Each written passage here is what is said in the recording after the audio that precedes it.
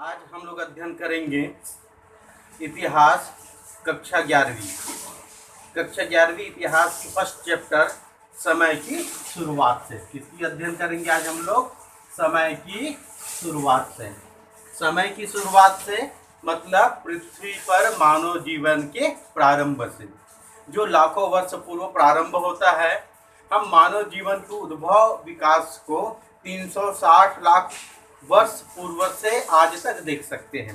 जैसा कि हमने पूर्व की कक्षाओं में अध्ययन किए थे कि 360 लाख वर्ष ईसा पूर्व जो प्राइमेट बने और प्राइमेट के ही एक शाखा के रूप में धीरे धीरे मानव की विभिन्न प्रजातियों का जन्म हुआ और विभिन्न प्रजातियों का विलुप्त भी हुआ। और इसी विलुप्तन के बाद से मानव को, जिनको हम लोग आधुनिक मानव कहते हैं, होमोसैपियंस कहते हैं, इनका उद्भव हुआ। इन होमोसैपियंस जो गुफाओं में रहते थे, प्रारंभिक होमोसैपियंस ग्रीक अंदराओं में रहते थे, आदि मानव के रूप में रहते थे और जिनका जीवन खानाबदोशी था, अस्थायी शिविरों में रहते थे। वैसे ही एक अस्थायी शिविर में रहने वाले दक्षिण अफ्रीका के हाजदा, है ना, हाजदा जन, जिनको हम लोग शिकारी एवं संग्राहक समाज के नाम से जानते हैं, उसके बारे में चर्चा करेंगे। जैसा कि हम लोग जानते हैं शिकारी संग्राहक समाज, है ना, हाजदा जन जो दक्षिण अफ्रीका के या अफ्रीका महाद्वीप के लेक इलायसी स्थान पे, कहाँ पे? लेक इलायसी स्थान पे निवासरत है। लेक इलायसी कहाँ है?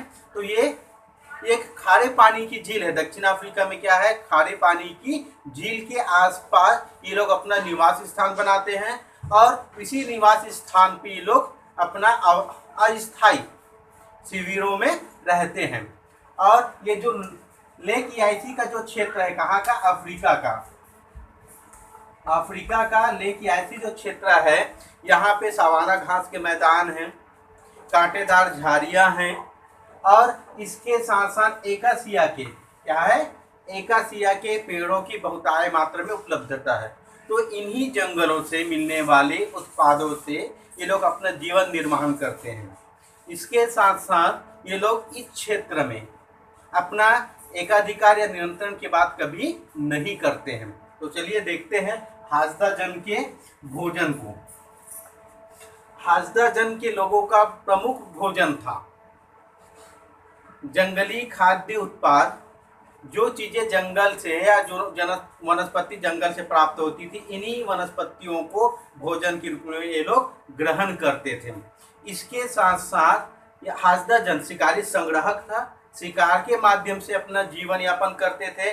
तो ये लोग हाथी को छोड़कर शेष समस्त जानवरों का शिकार करके उनके मांस को भोजन के रूप में प्राप्त करते थे।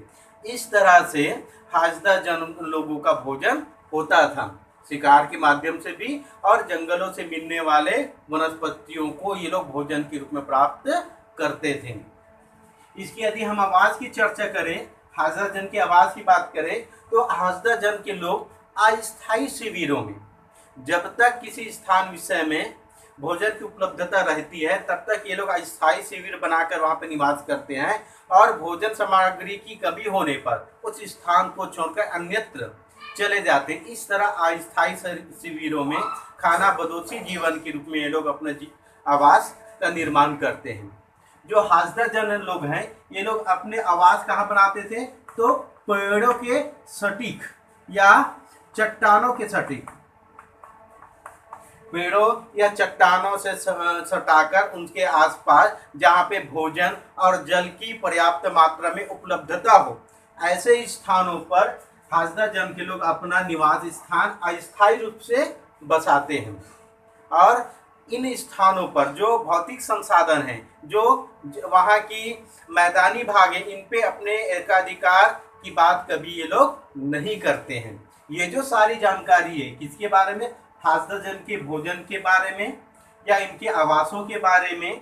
ये सारी जानकारी मानव वैज्ञानिक जेम्स बर्न के द्वारा 1960 ईस्वी में प्रकाशित करवाया गया, या इनके द्वारा ही ये पूरा विवरण दिया गया है। इनके द्वारा दिया गया है तो जेम्स बर्न के द्वारा 1960 ईस्वी में हास्यजन लोगों के बारे में, जो ये क्या है, एक शिकारी संग्राहक समाज है जिनका जीवन शिकार के आधार पर चलता है और जो संग्रहण करता है ना, किसका संग्रहण करता है, तो जंगल से प्राप्त होने वाले वनस्पतियों का।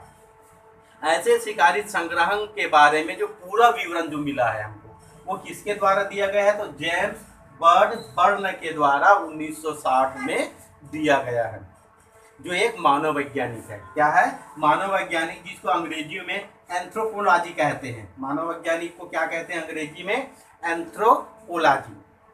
मानव वैज्ञानिक के बारे में प्रश्न में पूछे जाते हैं। क्या पूछते हैं, मानव वैज्ञानिक क्या है। मानव वैज्ञानिक मानव संस्कृति, मानव जीव विज्ञान के बारे में अध्ययन एवं उसके विकास के बारे में या बुद्ध विकास के बारे में जो अध्ययन करते हैं उनको मानव वैज्ञानिक के नाम से जानते हैं। क्या कहते हैं, मानव वैज्ञानिक। इस तरह से हास्यजन दक्षिण अफ्रीका के लेक यासी क्षेत्र में रहने वाले, है ना, जो एक खारे पानी की झील है उसके समीप रहने वाले एक शिकारी संग्रहक समाज है। तो आइए आगे देखते हैं शिकारी संग्रहक समाज के बारे में अतीत से वर्तमान तक। जैसा कि मानव वैज्ञानिकों के द्वारा या इतिहासकारों ने शिकारी संग्रहक समाज का अध्ययन धीरे धीरे किया और अध्ययन के बाद जैसे जैसे हमारे ज्ञान में वृद्धि होती गई वैसे वैसे इन शिकारी संग्रहक समाज के बारे में नए नए सवाल भी हमारे जहन में आने लगे। कैसे आने लगे, कौन कौन से वे सवाल थे, तो वे सवाल थे, क्या अतीत में जो आदि मानव जिस प्रकार से भोजन का संग्रहण करते थे, शिकार करते थे, अपनी दैनिक जीवन का निर्वहन करते थे, आज भी इसी प्रकार से आदि मानव के द्वारा जीवन निर्वहन के तरीकों को अपनाया जाता है कि समय के साथ साथ मानव के जीवन निर्वहन के तरीके में बदलाव या परिवर्तन आ गए। इन बातों को लेकर इतिहासकारों में या विद्वानों में क्या है, दो प्रकार की मतभेद है या दो प्रकार की विचारधाराएं चलती हैं। पहली यदि विचारधारा की बात हम करें तो पहली विचारधारा के अनुसार अतीत से या आदि मानव कालीन जो मानव थे जिनका जीवन शिकारी एवं संग्राहक के आधार पर चलता था, शिकार करते थे और संग्रहण करते थे, उसी तरह से आज भी शिकारी संग्राहक समाज के वर्गों को स्पष्ट रूप से देखा जा सकता है। जैसे फॉर एग्जाम्पल होमिनिड समूह के जो लोग, होमिनिड समूह के लोग जो लगभग जिनका उद्भव काल हम लोग मानते हैं 20 लाख ईसा पूर्व या बीसी मानते हैं, इस काल में जो आदि मानव थे जो शिकार एवं संग्रहण के माध्यम से अपने जीविका अर्जन करते थे, ऐसे लोग जो ले यासी क्षेत्र में रहते थे, ऐसी शिकारी संग्राहक समाज आज भी हास्यजन इन क्षेत्रों में देखने को मिलता है।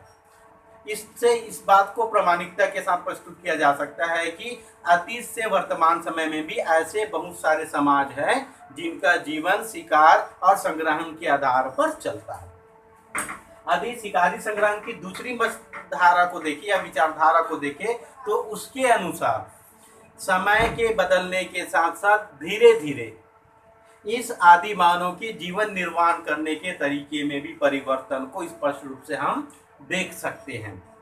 जैसे पहले के जो आदि मानव थे वो शिकारी संग्रहक एवं शिकार के माध्यम से अपना जीविका अर्जन करते थे, धीरे धीरे कृषि उत्पाद करने लगे, कृषि कार्य करने लगे और कृषि के साथ साथ वनों से मिलने वाले खाद्य पदार्थों एवं छोटे छोटे उद्योगों के करने के कारण से इनके जीवन में और जीवन निर्वाह करने के तरीके में क्या आने लगे, परिवर्तन आने लगे। और जो प्राचीन काल के जो आदि मानव थे, है ना, या प्रारंभिक जो होमो सैपियंस थे, इनके द्वारा जो शिकारी संग्राहक हुआ करते थे, समय के साथ साथ ऐसे समाजों में परिवर्तन आ गया, अब वो या उनका जीवन निर्वाह करने के तरीके पूर्ण रूप से परिवर्तित हो गए हैं। तो इस तरह से शिकारी संग्रहक समाज को लेकर दो तरह की विचारधारा या दो प्रकार के मत प्रचलित है और इन दोनों मत अपनी अपनी जगह सही हैं। आज भी कुछ समाज ऐसे मिलते हैं जिनका जीवन शिकार के आधार पर चलता है और ऐसे भी मानव जैसे हम आप है ना, हमारे जीवन में ये जो शिकार संग्राहक का जो भाग है वो लगभग समाप्त हो गया है। तो दोनों तरह के समाज के लोग आज पृथ्वी पर विचरण कर रहे हैं। ठीक है, तो आज की कक्षा के लिए इतना ही।